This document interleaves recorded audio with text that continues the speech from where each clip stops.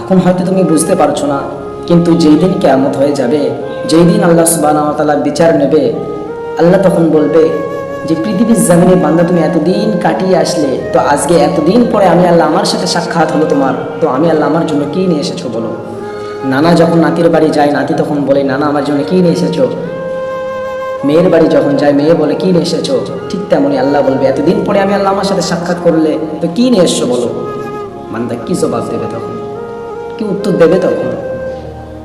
সূরা আল ফুরকানের 27-28 নম্বর আয়াতে এবং 29 নম্বর আয়াতে কি সুন্দর করে বন্ধুত্ব নিয়ে আল্লাহ সুবহানাহু ওয়া তাআলা বলেছেন যে ওয়ায়াউমা ইয়াউদ্দুয যালিমু আলা ইয়াদাইহি, জালিমরা নিজেদের হাত আঙ্গুলগুলা কামড়াইতে কামড়াইতে ইয়াকুলু, তখন তারা বলতে থাকবে লাইতানি ইত্তাখাযতু মা'আর রাসূলি সাবিলা, আমরা যদি রসুলের বাণীকে মেনে নিতাম, আমরা যদি রসুলের সত্যকে নিজের জিন্দগিতে গঠন করতাম, বাস্তবায়িত করতাম, তবে আজকের দিনে কত না ভালো হতো। সেই দিন তারা বলবে আফসোস পৃথিবীর জামিনে যুবক, তোমরা বুঝতে পারলে না আসলে ইসলাম কি, আসলে ইসলাম কাকে বলে। তুমি জুম্মায় একদিন নামাজ পড়তে এসে নিজেকে মুসলমান দাবি করছো, আসলে কি তুমি মুসলিম। জুম্মায় একদিন তুমি হাজিরা দিয়ে নিজেকে মুসলিম দাবি করছো, অথচ এই জুম্মার নামাজটা ফজরের 2 রাকাত ফরজ নামাজের মতো উত্তম না। মাগরিবের 3 রাকাত ফরজ নামাজ যেরকম উত্তম, এই জুম্মার 2 রাকাত ফরজ নামাজ এতটা উত্তম না। বান্দা তুমি জুম্মার নামাজ পড়ে এসে নিজেকে মুসলিম দাবি করছো, ইয়া ওয়াইলাতা লাইতানি লাম আত্তাখিয ফুলালান খলিলা, তখন তারা বলতে থাকবে আফসোস, ওই অমুক বেনামাজিকে যদি আমি বন্ধুত্ব বলে স্থাপন না করতাম, অমুক সুদখোরকে যদি আমি বন্ধুত্ব না বানাইতাম, যে আমাকে মদ খাওয়াইতো তাকে যদি আমি বন্ধু বলে গণ্য না করাতাম, যে আমায় সিগারেট খাওয়ানো শিখেছে, মদ খাওয়ানো শিখেছে, গুনার পথে পথিক বানিয়েছে, তাদেরকে যদি আমি বন্ধুত্ব বলে স্থাপন না করতাম, লাম আত্তাখিয ফুলালান খলিলা, তবে আজকে আমাকে এই জাহান্নামের আগুনে জ্বলতে হতো না। আল্লাহর কসম বন্ধু, তুমি হয়তো এখন বুঝতে পারছো না আসলেই জিন্দেগি কি। হেলিয়ে দিচ্ছ তোমার জিন্দেগি, উলঙ্গ নর্তকী ফটো দেখে, ভিডিও দেখে নিজের জিন্দেগিটাকে তুমি নষ্ট করে দিচ্ছ। ভাই তুমি যদি জানতে যে এই যুবককালের একটা সিজদার দাম কতখানি, আমার মনে হয় না যে তোমরা নামাজ ছাড়তে।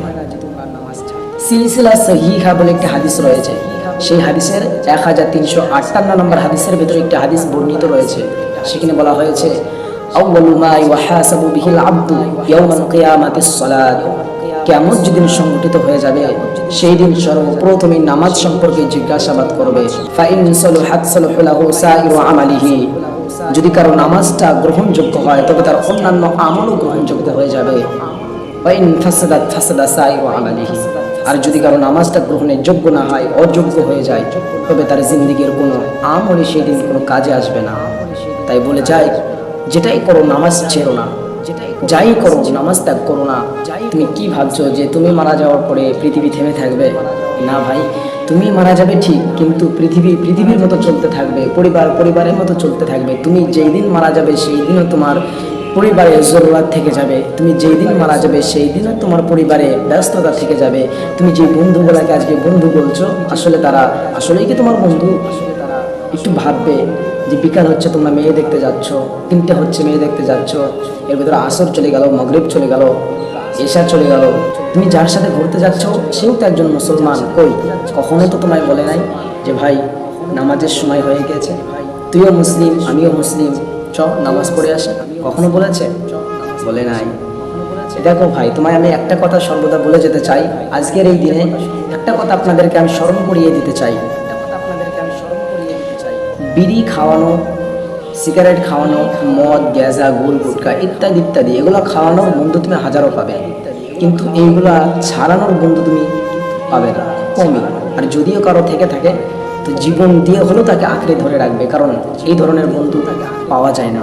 তাই তো আমাদের উস্তাদ, আমাদের শায়েখরা আমাদেরকে শিখাইতেন যে তুমি নিজে একজন আলেম হও, তা না হলে তোমার বংশের কাউকে আলেম বানাও, তোমার রক্তের কাউকে বানাও, তা না হলে এমন কারোর সাথে তুমি তোমার বন্ধুত্ব স্থাপন করো যে একজন আলেম, কোরআন ও হাদিসের জ্ঞান তার ভিতরে রয়েছে।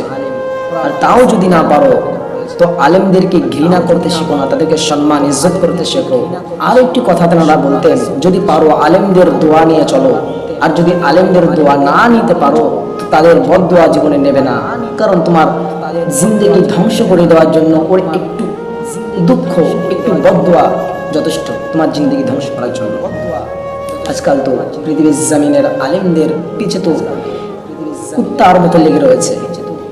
তোমরা কি ভাই মুসলমান? তোমরা কি ভাই মুসলমান? কখনো না, এটা মুসলমানের আচরণ হতে পারে না। আল্লাহর নবী এগুলো শিখায় নাই। আল্লাহর নবী বলছে ওমা আতাকুমুর রাসূল ফাখুযুহু ওমা নাহাকুম আনহু ফান্তাহু। আমি নবী যা বলেছি তা মেনে নাও, ওমা নাহাকুম আনহু ফান্তাহু। এবং আমি নবী যা বিসর্জন দিতে বলেছি তা থেকে বর্জন করো, বিসর্জন দাও। তাহলে আল্লাহর নবী যেগুলো শিখায় নাই তুমি মুসলমান কিভাবে সেগুলো করতে পারো? তুমি আল্লাহর নবী বলে, তুমি আল্লাহর নবীর উম্মত বলে নিজেকে প্রমাণ করতে চাচ্ছ, তো আল্লাহর নবীর আদর্শ তোমার ভিতরে কই?